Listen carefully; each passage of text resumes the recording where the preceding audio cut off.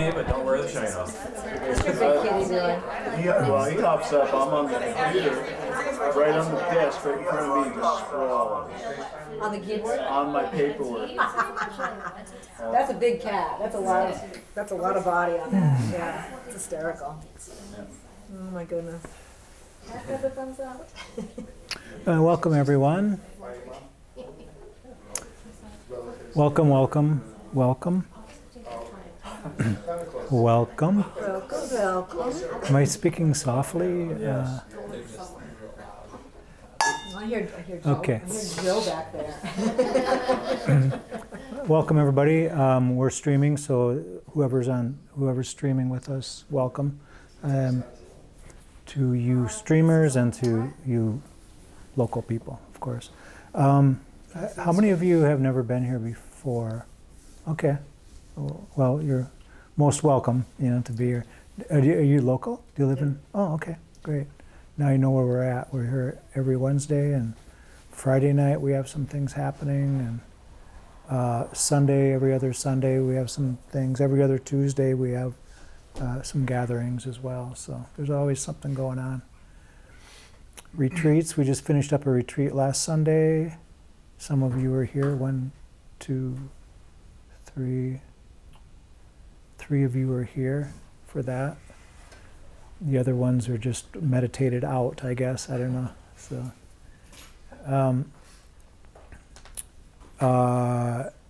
yeah, you asked about Buddha's birthday. I think the full moon. Oh gosh, I looked it up. I can't remember. I think it's on the 18th. I think it's on the 18th of May. So in the Theravada tradition, that would be Vesak, which would be Buddha's birthday, Buddha's day of enlightenment, and the day that Buddha also died, the full moon in May. And so that's celebrated as, all those things. So that's coming up. And, that is the Theravada tradition, Theravada Buddhist tradition. It's a big bash, big birthday party, and it's not really celebrated like a birthday party, but it's just in honor of the Buddha and the Buddhist tradition.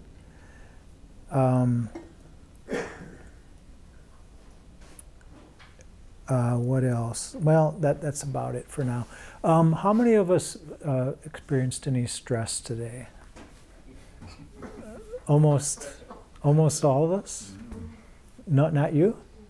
I don't think so. Oh, okay. It's pretty level. Okay. What do you attribute to the lack of stress? Awareness. Awareness. Okay. Yeah. Okay. They've been doing a lot of studies on stress, but interesting area that they're looking at is how it triggers other deeper problems, like the deeper diagnosis type of psychological situations that we have. I have a little. I don't usually read much here, but I'm going to so I can get the words right. But the characteristics. And the research suggests that the characteristics of stress exuberates in mood disorders such as depression, anxiety, bipolar disorder, cognitive thinking problems, like memory loss, that type of thing, personality changes, and just an array of other problematic behaviors.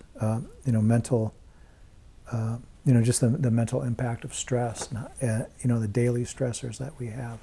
So it doesn't surprise me that most of you raised your hand about, stress, because, we can, and it's good that you notice it. I mean, the primary thing about meditation is that it allows us to notice these times when we are stressful. And what they're finding with meditation, that's exactly what it does for. One of the primary things it does for us is that it allows us to notice these moments when we're when we're overly reactive to these situations, or like we condense our time and these, our energy into the things that we should be working with, and then letting go of the things that we shouldn't be so concerned with. And which is really a healthy way to look at our everyday, our everyday lives. That's the fight or flight, and using the fight or flight to its advantage. It's really interesting. So the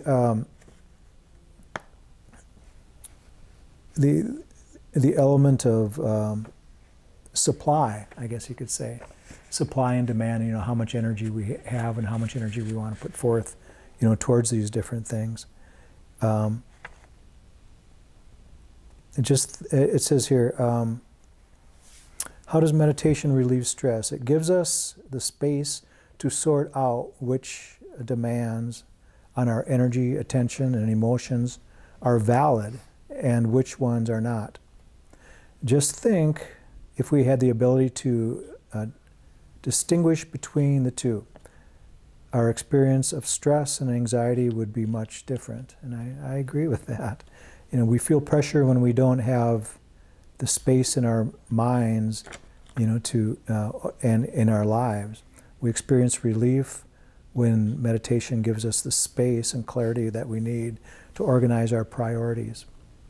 And this is the demand side. I should have my glasses on, I'm sorry. This is the demand side element of stress management. And as a society, we have become very conscious about how important it is to have a fit and healthy body, and the gyms are full. They really are. I mean, they're popping up all over the place. And it's just as critical to have a fit, healthy mind, and we all know that, otherwise we wouldn't be here. Through mindfulness meditation practice, our minds can become more capable, focused, and clear, enabling us to better handle stressful and demanding situations. This is how meditation for stress reduction enables us to experience a calmer life. And a lot of it is awareness, like Paul said. Mindfulness, which I've been looking more and more at as the byproduct of a healthy meditation practice, to be mindful and to be able to watch what goes on in our lives, to judge, like, I shouldn't be spending, too much reactive energy on this thing. I should be focusing more on this, and a lot of it is, getting our priorities straight. Mindfulness kind of sorts all this out for us, meditation. And today I was reading a little bit about some stuff I wrote in the past about stick-to-itiveness, and how when we have a goal, that we prioritize in a certain way, like spend a certain amount of time on that particular goal, but not too much, and not get overworked in other areas of our lives, so that we can spend time with the things that we feel are probably most of all inspiring for us, that creativity that we should be able to use, to spend a certain time of our days in that creative area where we become inspired by the things we do, and that's really a happiness for a lot of people. It is for me, I know that, to be able to have that time. And sometimes we just have to prioritize and make sure that we do that, at least, for a little bit each day.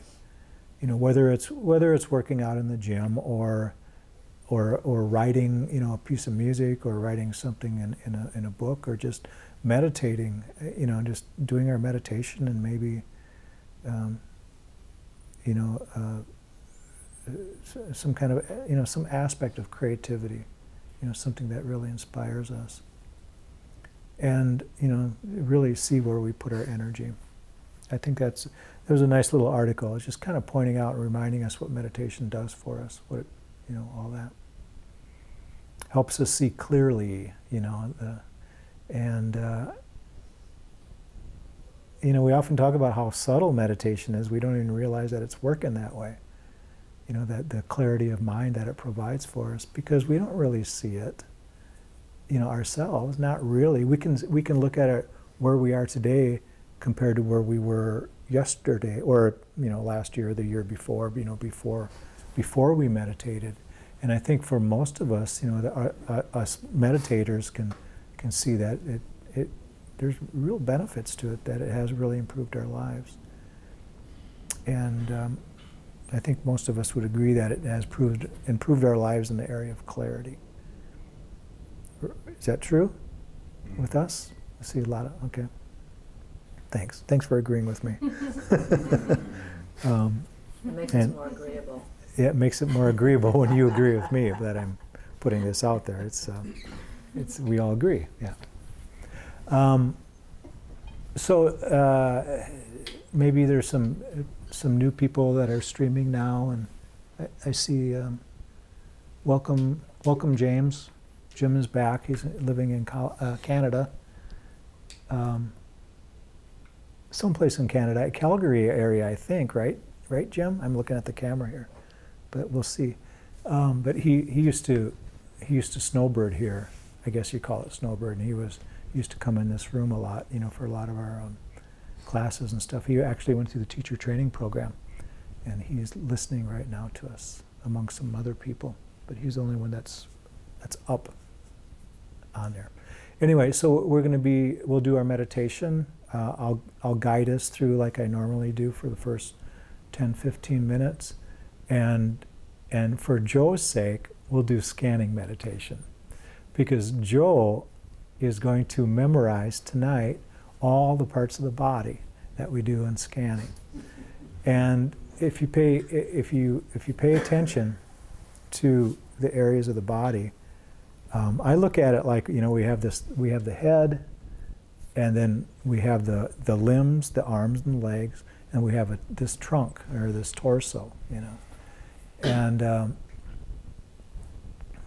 what we simply do is break that down into 5 areas each. 5 areas in the head, and 5 areas in the arms, including the shoulders. And then we do the torso. There's 5 areas in the torso and 5 areas in the legs. And the 5 areas in the head are really, we're kind of doing this in bands. So when we think of scanning, we want to relax this area of the head, this area, and then we're just kind of working our way down. So it's 1, 2, 3, 4, and the 5th area is actually the tongue. We go a little bit deeper into the body rather than just the surface area. Then we relax the neck, the shoulders, and the arms, the forearms, and the biceps, forearms, and the hands. And then the torso is we can look at like the area of the chest and the upper back, 1, 2, and then the middle of the torso, the diaphragm in the middle of the back is actually 1 area. And the reason we do that is because we want to spend more time on the upper back and the lower back and the abdominal area. And then, so it's 1 and 2, 3, and then 4, lower back and the abdomen. And then when we get to the legs, it's really the hips and the thighs and the knees, and the shins, and then the feet. So those 5 areas. So we're just working our way down. And so if you're new to scanning meditation, it's just a way to systematically, incrementally, is that a word? Yes. It is? Yeah, thank you. It is tonight, for sure. And we're going to work our way down the body. And I see it in like slices almost, If we're going to dissect something, we would take it in slices, perhaps, And then the last point in that body scan is the entire body? Yeah, like a sweep, yeah. And, if we get good at that scanning and really get a feel for it, that sweeping, we can do that for a long time afterwards. The sweeping, I see it like, some people see it like energizing in the Star Trek shows, which is pretty cool. Or, running a hula hoop over you, like every time you sweep. But the idea is to sweep with, it's just it's a comfort thing, a relaxation thing. we're using the breath. So every time we exhale, we'd be sweeping the body with relaxation. So the parts of the body, it's 5, 5, 5, and 5. Yeah, and then the 21st Is the sweep. Yeah, and what I usually do is start at the top of the body, because it's kind of I see it as a gravity kind of thing, and work our way down. But somebody that might be working with the chakras, want to raise the energy up to the to the crown chakra, for example, they might start with the bottom, like with the root area, and then work their way up. But it just seems to work better for me to work from the head down. So if that other way works better for you, I apologize. You have to work on that on your own for a little bit. But tonight we'll be going from the top on down. And a lot of it will certainly have a lot to do with visualization. So if you visualize these, just visualize these areas of the body. And I'll help you through this, and then there'll be a silence afterwards. So certainly make yourself comfortable. We don't want anybody uncomfortable. Ideally, when we start meditating, we don't really want to move around too much. It's more effective if we don't, move around, although there's no hard, fast rules or anything like that. Dim the lights. That's funny, we got Joe and Chris in controlling the lights back there. That's good. So go ahead and close your eyes if you like.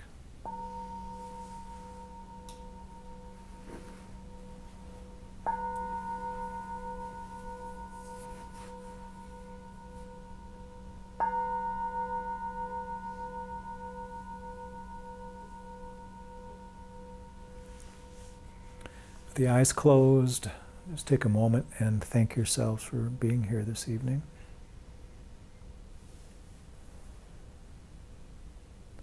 You really are being your own best friend just by doing this practice.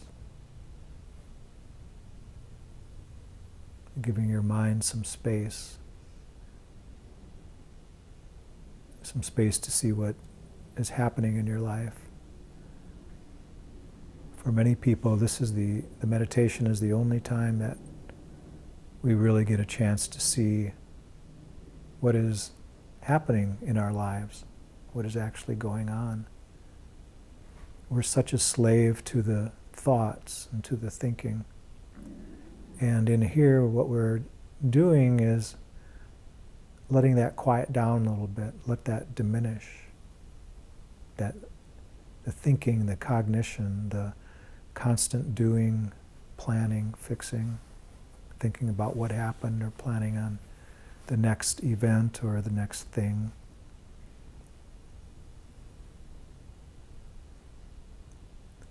If we can seriously make the intention to just allow ourselves to take a little break,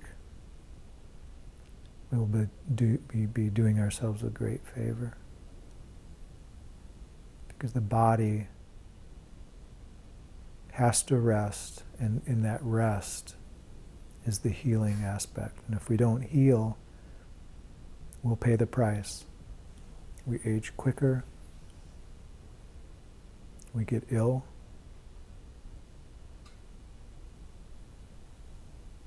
and we just simply don't enjoy life as much as we would with the clear, relaxed, present mind. So bring your attention to the breath.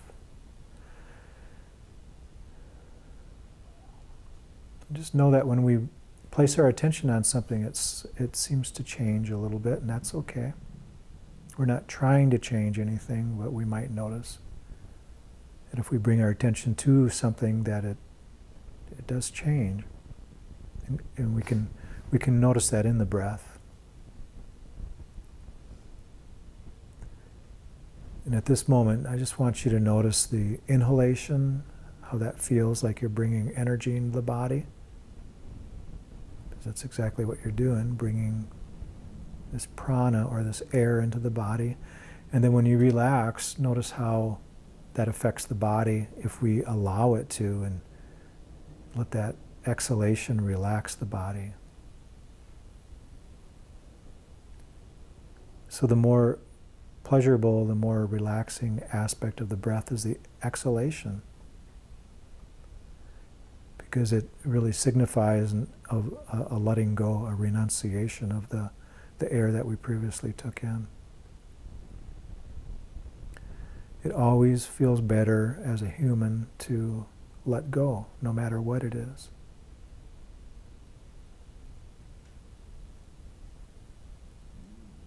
We try to hang on and collect things and make ourselves bigger in some way, make our world bigger in some way, but the relief and the release is actually in the letting go.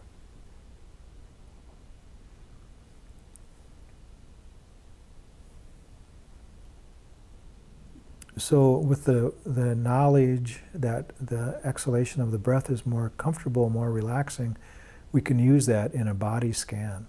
We can experiment with that by just simply bringing our attention to the top of the body, around the forehead, and even the top of the head, around the sides and the back of the head.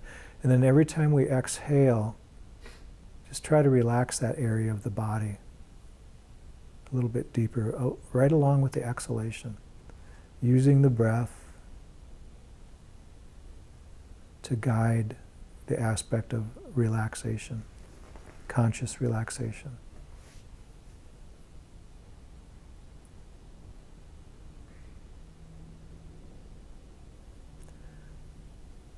And this might be, for some of you, the first time you ever thought about consciously relaxing the top of the head. Just the forehead, the sides of the head, the top of the head, maybe around the back a little bit. Now move this relaxation down, just like you're wearing a blindfold over the eyes. Relaxing the eyes, the eyebrows, even the eyeballs themselves, the eye sockets. And if you're wearing a blindfold, it would cover the temples and around the tops of the ears, and the back of the head directly behind the eyes.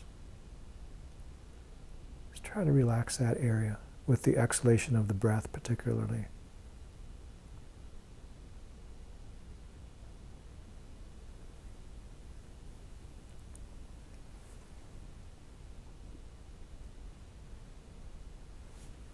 And then we bring this relaxation to the area of the nose. This area includes the cheeks as well.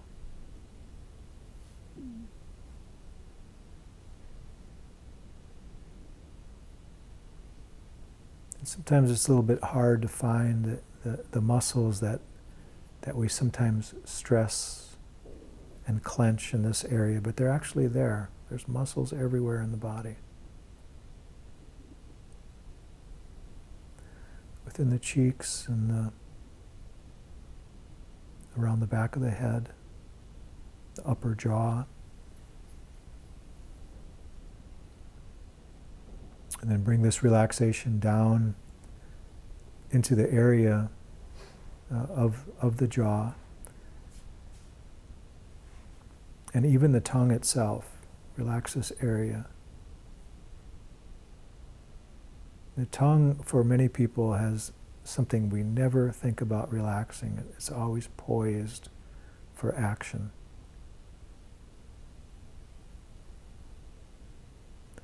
In this case, we just bring our awareness to this actually long and strong muscle of the tongue. Not just the tip of the tongue in the mouth, but the tongue that goes all the way down into the throat. It's a very, very long muscle, over a foot long actually.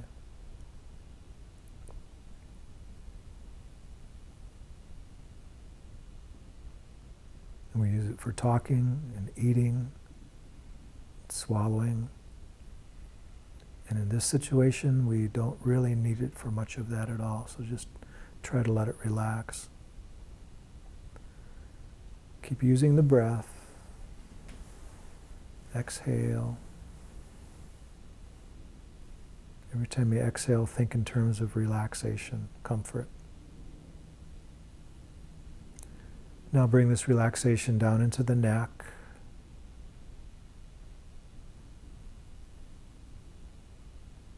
And particularly, we come to an area that we hold on to a lot of tension, and that's the shoulders.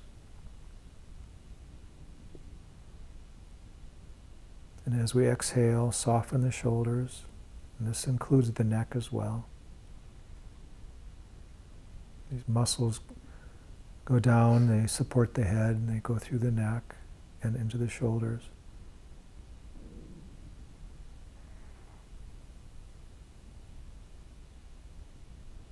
The shoulders are responsible for a lot of balance.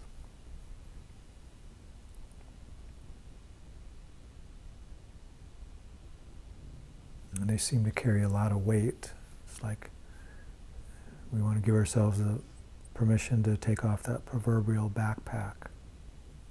Give our shoulders a break.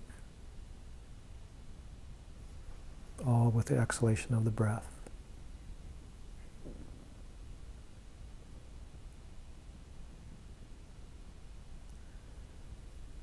Now we'll move down the arms with the exhalation of the breath, relaxing the biceps of the arms. Inhaling, exhaling.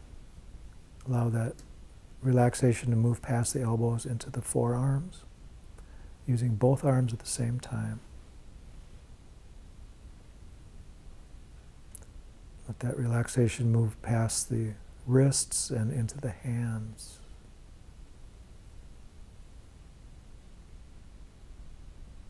And then, if you like, we can imagine any stored up stress or tension leaving the body through the fingertips. You can visualize it leaving the body, giving it a color or a texture. Let it go out into the atmosphere where it doesn't harm anybody. Maybe it's something that this type of energy can be used by plants, we could imagine. Has to be a use for it somewhere.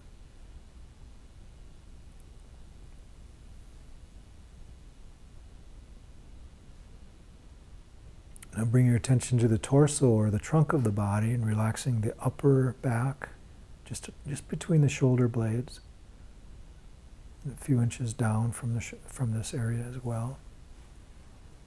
Exhaling, and then with the next exhalation, bring that relaxation around to the front of the torso in the area of the heart chakra. See if you can really loosen that up and relax. And just literally relax the chest and relax the heart.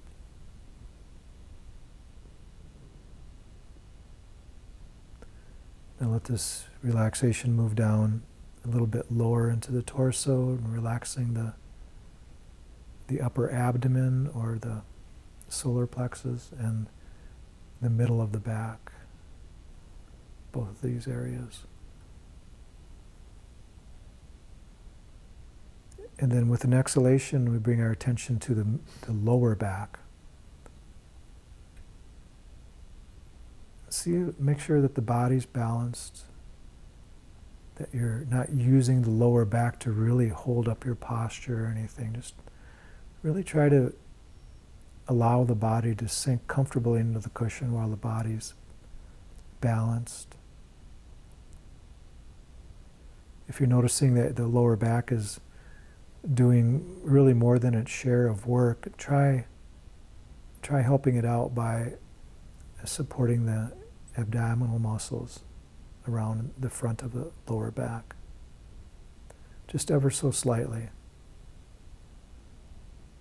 Just use the core of the body to help support it. It's a very good habit to get into.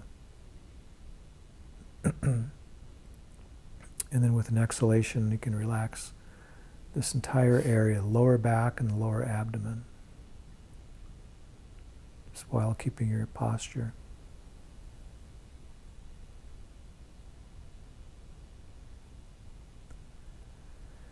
And with an exhalation, I invite you to relax the hips. And this, again, means that we feel balanced.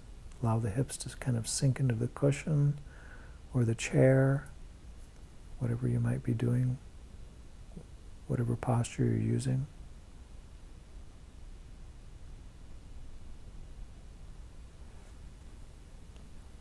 Let this relaxation move down to the legs, to the largest muscles in the body, and that's the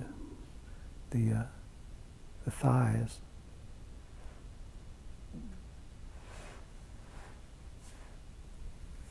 These hamstrings are very, very powerful muscles. And around the top, the shins of the legs.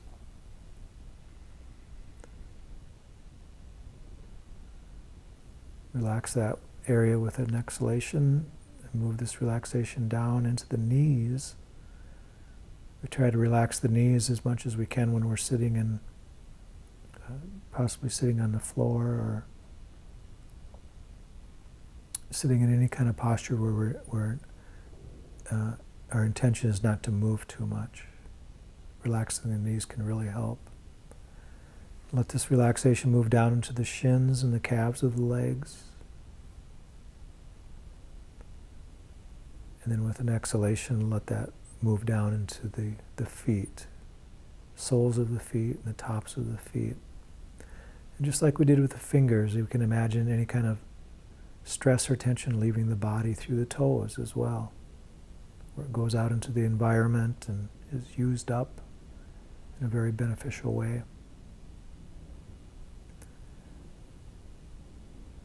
We might want to revisit some areas and we might notice that there's some tension or stress that kind of crept into different areas like the back or the shoulders, and just kind of use the breath as much as you can to relax these areas. And again, we use the breath and exhale, sweeping the entire body with relaxation. Breathing in, breathing out. From the top of the head all the way down to the feet, just like sweeping the body with relaxation.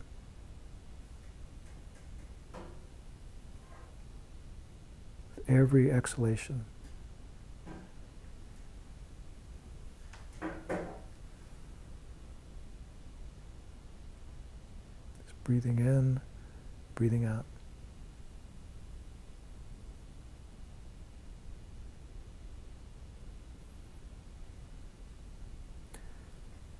And this sweeping action of using the breath and sweeping the body with comfort and relaxation is something that we can do outside of meditation as well. If we're in a meeting or something, or even sitting in the car, we can consciously, use this technique of connecting the desire and the intention to relax the body with the breath. With every exhalation of the breath. Thinking in terms of sweeping the body with relaxation from the top of the head all the way down to the feet each time. Maybe visualize the hula hoop or even sweeping with like a paintbrush or something, if we can visualize ourselves in that way.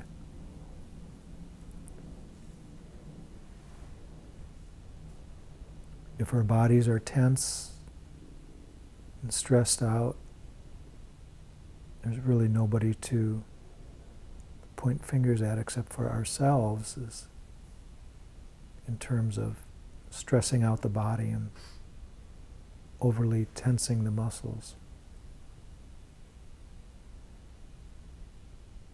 And meditation shows us again and again that we can be very conscious of this and untangle the tangle, so to speak.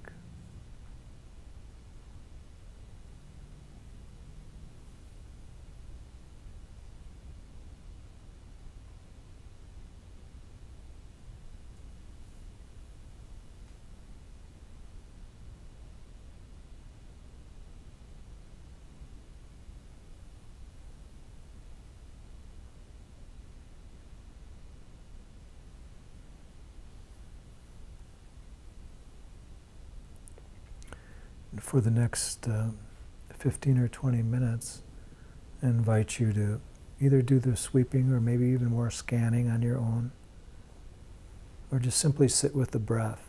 Bring yourself into this presence, this still presence that is your true nature, who you are beyond the thinking mind, beyond any kind of stress that we create, anxiety. And just relax into it. Set the intention to relax and just lightly focus on your meditation object. I suggest you use the breath. Find the point on your body where you feel and can work with the breath, or just simply continue to sweep the body or scan the body, work with different areas in conjunction with the breath.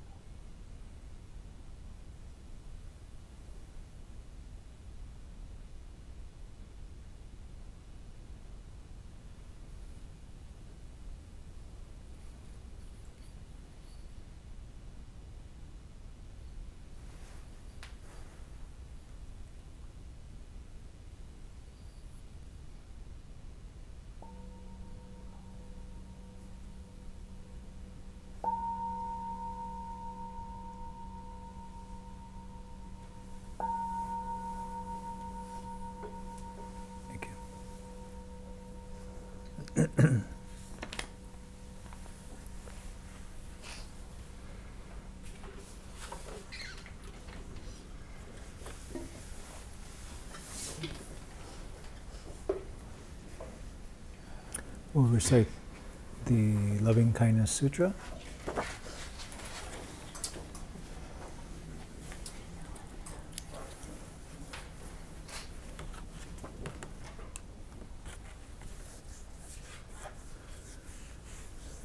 Yeah, if you don't have one, just find one someplace. We'll recite this together. To attain the state of peace, one skilled in goodness should be able, upright, perfectly upright, gentle in speech, kind, and free from pride, contented, easily satisfied, with limited duties and unburdened livelihood, controlled in senses, discreet, reserved, and not blindly attached to groups. One should not commit the slightest wrong, that the wise might censor, wishing, may there be happiness and security, may all beings be happy. Whatever beings there are, whether feeble or strong, tall or short, large, medium, or small, microscopic or mammoth, leaving none. Seen or unseen, living near or far away, born or to be born, may all beings be happy. Let one not deceive another, nor despise anyone anywhere, neither in anger nor in ill will should one wish another harm. Just as a mother would risk her own life to protect her only child, even so, one should cultivate limitless concern for all living beings. Extend loving kindness throughout the world, without limitation, above, below, and across, free of obstruction, enmity, or hostility. Whether standing, walking, sitting, or lying down, one should diligently sustain this mindfulness. This is called sublime living. Without holding narrow views, but being endowed with broad vision, and avoiding attachment to sense desires, the virtuous are not born again into this world. May each one of us and all beings be well, happy, and peaceful. May no harm come to us. May no difficulties come to us. And may we all meet with spiritual and worldly success. And may we have the patience, the courage, and the understanding to meet and overcome any problems or any difficulties that we might face in life. Thank you all. Oftentimes we use the loving kindness as a closure for a meditation, and I think that's kind of a Western thing that somehow started, but we should always consider using loving kindness or metta, at the beginning of a meditation or during the meditation itself, because it's that powerful. It's almost like we shouldn't waste it at the end, just to kind of clear the way. But it is a heart opener, and we should have that open heart when we start meditating. Take advantage of it. And the idea is to, when we recite things like this, to not to just use them as like a mantra or anything, but to actually listen to the words and use them. Let them go within us. Let them soak in deep. So I thought it was a really nice, quiet meditation. Man, it's really a quiet group here. Can you hear a pin drop? It's nice. And as we always do, we share a little bit, or ask questions or whatever we have, for the last 25 minutes or so here, including the people online too. And let's see what we got here.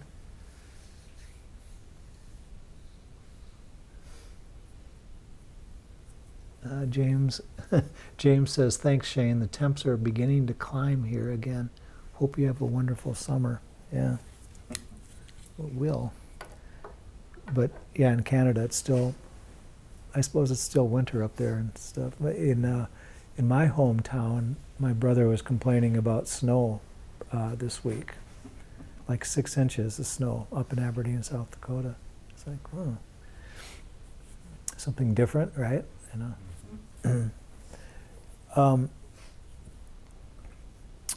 You know, to talk a little bit more about, you know, the meditation and the benefits of it. We're talking about, you know, as a stress reduction. I know you talk. Paul talks about that quite a bit. You know, using it, you know, as a stress reducer, and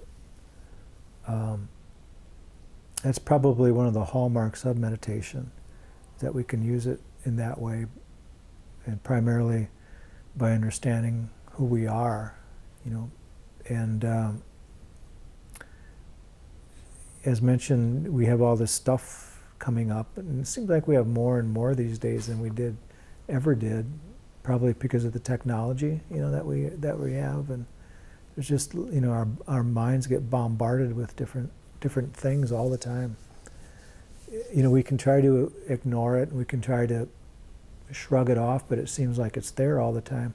So we have to keep in mind that when we become more spiritually aware, if you will, or, you know, start to figure things out, that nothing out there changes at all. Everything stays the same, and we're still bombarded with stuff. You know, none of that changes. And if we become happier or more content and feel more complete in life, it's because we can handle that stuff better. You know, that's all it is. We see it for what it is. And, you know, one way we describe that is to be able to know where we direct our energy. You know, do we use it to handle this negative thing, or do we use it to handle this thing, or you know, what do we do with that energy? You know, so there's a choice there, really, but there's more of a conditioning than anything else, and that is, you know, just being able to know, you know, where we stand in life and how we work with these things. In other words, if we were having a difficulty, let's say we're suffering. You know, we all know what suffering is. It's probably a little bit different for everybody, but usually, you know, the Buddha said that we suffer based on desires, and that can mean a lot of different things. But desires for wanting things to be different than they are somehow. You know, that could be an umbrella suffering. You know, we just don't want things to be the way they are, so we want them to be different. So if they're not different, we suffer. But would we truly be suffering if we had no reference to our current thoughts or thinking that we're doing at that time, that we were suffering? And the answer would have to be no, because we are very present, and in that present moment, things are really okay. You know, even if there's some physical pain, that's not as harsh as the pain that we have mentally, that we can mentally put ourselves through. I mean, there are certain circumstances where we have excruciating pain, you know, that is really a problem, and you know, the kind of pain that the hospital would give us morphine or something like that, and you know, once that pain dissolves, you know, we can tell that, you know, hey, things are pretty good. You know, if you've ever been on morphine, you know what I'm saying. You know, it's like, it's not so bad right now, you know. And it's kind of how it is when we realize that it's really the cognition that gets us in trouble. In other words, when we think in terms of what's coming up in the future, or what thing that has to be fixed, or something that we have to deal with in the future, that's the mind creating that. And the same thing with the past situations. Everything in the past, something that we feel guilty for, that we're blaming ourselves for, something that we didn't get done or should have done, or something that somebody else did or somebody else did to us, And as long as we keep that in mind and keep thinking about that, including all these, words like guilt and the list goes on. But as long as we start thinking and continue to think in terms of that and use that cognition and keep bringing that up, we will suffer, as a consequence to that.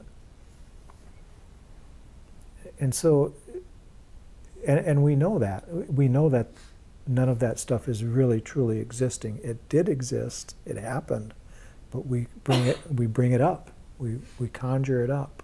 The mind does that. And so the past doesn't exist and the future doesn't exist. It hasn't happened yet, and it won't happen the way we plan it to happen anyway. And so when we're in this presence that hopefully we got a chance to dip in tonight, in meditation, we prove to ourselves again and again that everything can be fine. If we're sitting in meditation thinking about the future or thinking about the past, we still prove to ourselves that it's the mind. Because we can sit in meditation and look, we can even put a smile on our face like this and be thinking about some crap that happened and have difficulties and suffer in our meditation practice. And I think a lot of people do that. But if we can not do that and show it and remind ourselves that we can become present, and understand how it feels to feel complete, and it's not fake, it's not nothing that we shouldn't be able to enjoy. And actually the Buddha said that we should cultivate that. We should have that experience. And it's probably the closest that we'll feel towards the end of life while we're alive. People say, I just want to get out of this life. I want to end it all, or whatever. We won't go into that too much, because it's not a pleasant thing. But when we are present and we're sitting and experiencing our true nature, that is really the closest experience that we'll have when we're not here, when we are, when the mind is completely still, if you know what I mean. And so, why not cultivate it now? And it's not that we are not unable, that we're going to be resting in that for, forever, or even get stuck in that, because it's not going to happen. We come out of meditation and we function in the world just like we normally did, but we function better because we don't have to attach to those thoughts. We don't have to believe those thoughts, and we know that after experiencing it. So just getting away from the past and the future just for a little while paves the way for the way things can be, and the way things can be for us. And the way we do that is just, it's very simple. We find something to focus on, something to concentrate on. And what we did a little while ago, we used a very broad meditation object. We used the entire body. And as long as you were following my very simple instructions, using the breath to relax these areas, hopefully you notice that, hey, this was pretty relaxing. It was fine. But then we probably caught our mind drifting off, here and there, or, maybe what I was saying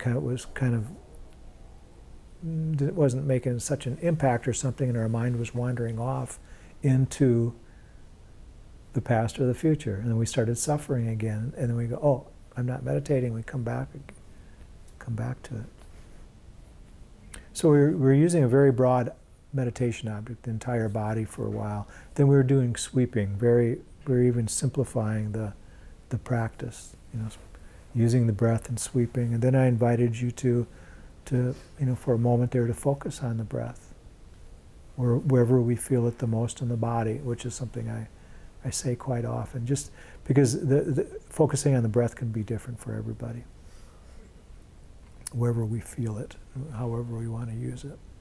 So that just shows that there's lots of different things that we can do with the breath, and the breath isn't even the only meditation object we can use. We can use sounds or visualizations, those kind of things.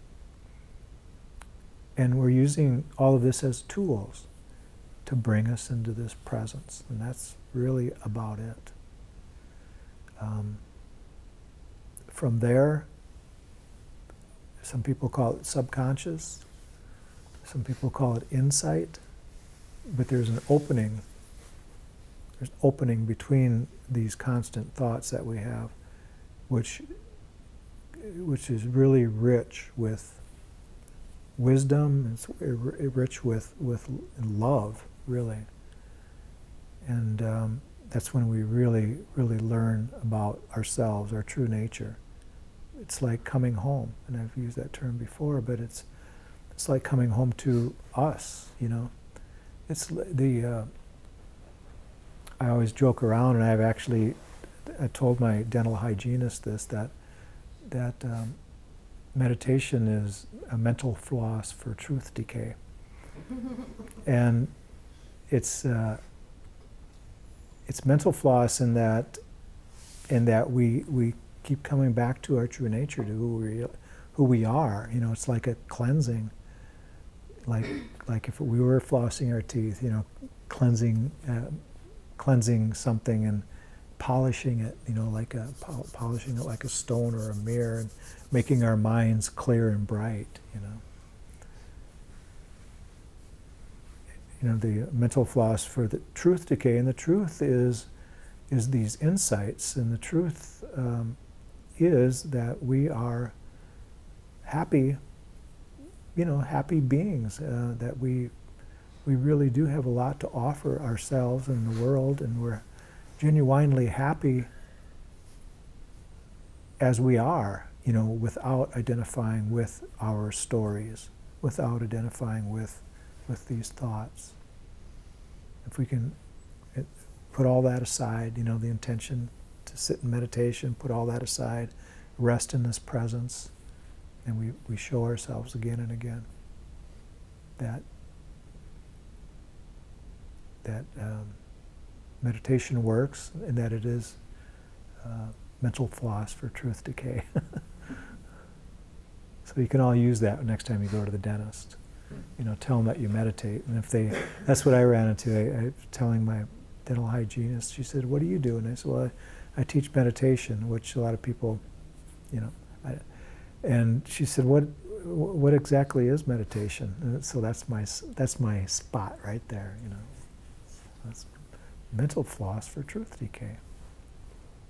And she got it eventually. So you can get drilled without Novocaine if you just meditate? I tried that once and I couldn't do it. I suggest everybody try it just for fun. But yeah, I actually, the dentist said, I can't remember what, it was just a spot, like an area that he was going to clean up, and he said, we might not even need any Novocaine for that area. And I said, okay, try it. I can't believe I did that, and it was like, and tried it a couple of times, and he goes, we're going to have to put some Novocaine in there. I was moving around a little bit too much, but I tried. Anyway, anybody have anything that they would like to add or share or anything? Yeah? I just learned today that the best tennis player in the world, Novak Djokovic, he meditates for an hour a day. Would Yeah. Novak Djokovic. Yeah. Oh, really? I think That's wonderful. He'll probably end up being the best ever after his career. But when he's at Wimbledon, he goes to the Buddhist temple Oh, right. for an hour every day. He knows the monks, and Yeah. I thought that was interesting. Yeah. As long as people, as long as everybody's aware of that. Yeah. But And he really advocates it, so Yeah. it's good. oh, that's 60 great. Minutes actually did a piece on him. They talked about you could probably find it online somewhere. Yeah, that's good. He talked about meditating. It's funny that you compared meditation to flossing, because it's like everyone hates flossing, and you know how good it is for you. Yeah. You're supposed to floss all the time. It's so funny that you even said that. I mean, it's like a little grind. We have to do it It's like every a slight day. grind of, Every day. Nobody, enjoy. Flossing is something you need to do, and most people don't do it. And Yeah. same thing with meditation. It's They kind of make funny, the we make comparison. we make And it's excuses. so quick and easy to do, and it's kind of funny. Yeah, yeah. I tell myself that when I use one of the electric toothbrushes. We're talking about teeth here. Can't believe it. But the electric toothbrushes, they have 2-minute timers on them. And a lot of times I'll count my breaths. 21 breaths. Totally. And I remind myself that, what am I doing in that 2-minute period? I'm brushing my teeth, but what is the mind doing within those 2 minutes? And can I cultivate that? Can I cultivate those 2 minutes and apply them towards something rather than, just daydreaming or letting the mind wander, which is all right. I mean, there's nothing wrong with letting the mind wander. It's very healthy, especially for children, to do that. But it's also very interesting to watch where the mind goes. Yeah, and flossing is, it should be done every day, just like meditation. It's easy to do. Plugging your dentist right now?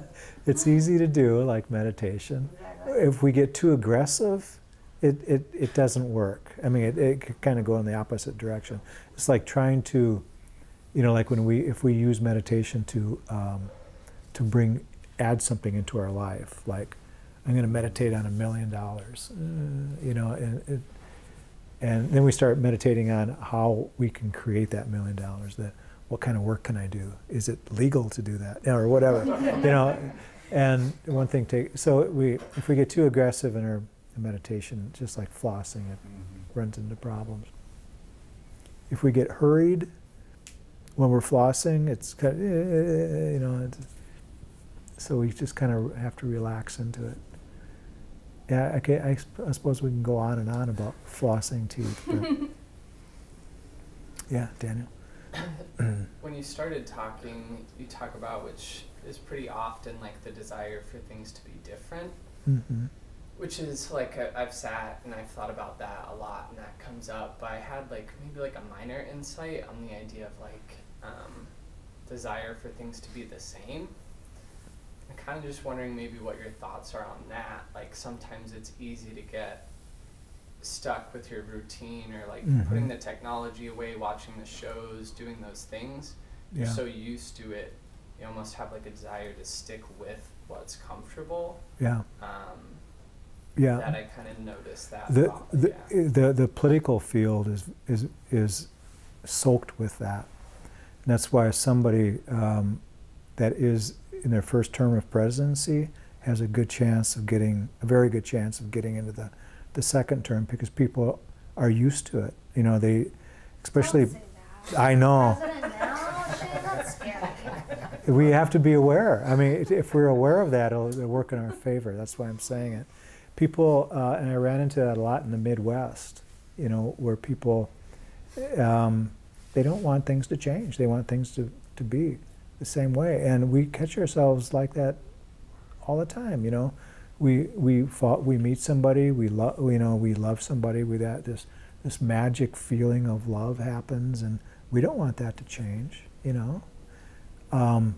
But that's when we hear the teachings of Buddha, that everything is impermanent. We go, wait, no, it can't be. There's something in there that doesn't change. And we keep investigating. And we find that impermanence is, Bhante Gudarantana said the only thing that is not impermanence is the fact that everything is impermanent. And I like that. And not wanting things to change is generally a fear-based thing. Yeah. That's where that comes Yeah, from. because you're thinking of the future. Right. So how do you find somewhere in between that? I mean, I guess that's something I'll work through, but right, you want things to change, the desire things to be different.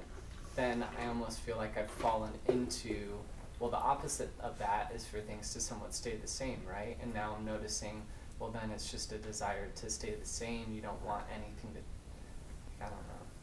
Yeah, well, you know, when we did direct pointing, say Pat, thank you. When we did direct pointing, we made reference to the preferences, which is really the same thing. It's it's kind of a non-Buddhist term that means the desire, you know, for the desire for things to be different, or, well, what I'm trying to get at is that we really the awareness, the watching of our preferences or our desires for either things to change or not to change. You know, so it's really up to us to be able to watch that, because it'll cause suffering either way.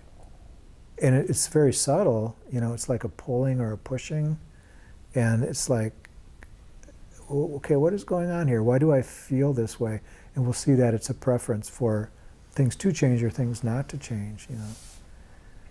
But it's, you know, the middle way is really the middle way. You know, like the Buddha's teaching on middle way is balance, you know, in everything. And, you know, to use that guitar string, or it wasn't even a lute, it was a different instrument, where he said if the string is too tight, it'll break, it doesn't work, but if it's too loose, it won't play any tone, it'll just blank, blank, blank, you know.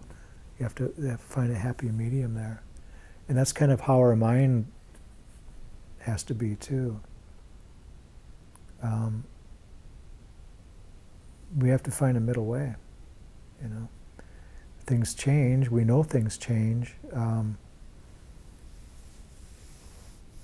If we want things to stay the same, or if we want things to change, we can run into trouble. It's kind of like resting in the middle, you know, resting in between all of that, because we know it's going to change. And if we try to stop that, you know, we'll have difficulty. Does that answer your question? I don't know. Are you sure? Yeah, it's in between. It's hard. Okay. I just need You need a verification on it. to work with it. Okay. Yeah. The one thing that doesn't change is taxes. Taxes. Tax base. They did change. Daniel said they went up. Well. Yeah. There'll be a time where we don't have to pay taxes, though. Really? When? We're dead. Yeah. There we go. Yeah. Somebody will have to, you know, pay the taxes for the cremation or something, but we'll be out of it. What's the old saying? Two things you can count on: death and taxes. Death and Yeah. taxes. Yeah. Yeah. Actually, when we all stop creating karma and we pass on, the Buddha said nirvana is that state of non-change, that when we complete enlightenment. And that's the area of non-change that we should be really, really looking for. And but that can't be proven, so that's always a problem for people, you know. Hopefully we'll all prove it sometime. Anything else from anybody? I guess along the line of that conversation, the only thing that I can figure out in my life about all that stuff is I can only change my reaction to those circumstances and events that are presented in front of me. Yeah. And if I not so much, I still have the ability to disagree, but to do it in probably a more loving kindness kind of way. Yeah. That would be my, how would I say, challenge. Yeah.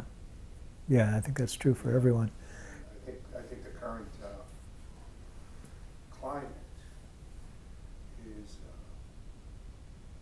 I'm amongst everybody seems to be more combative than collaborative. Mm-hmm. And it seems that collaboration is the only way that anything can get resolved. Yeah. We have to teach by example, really, you know, as individuals.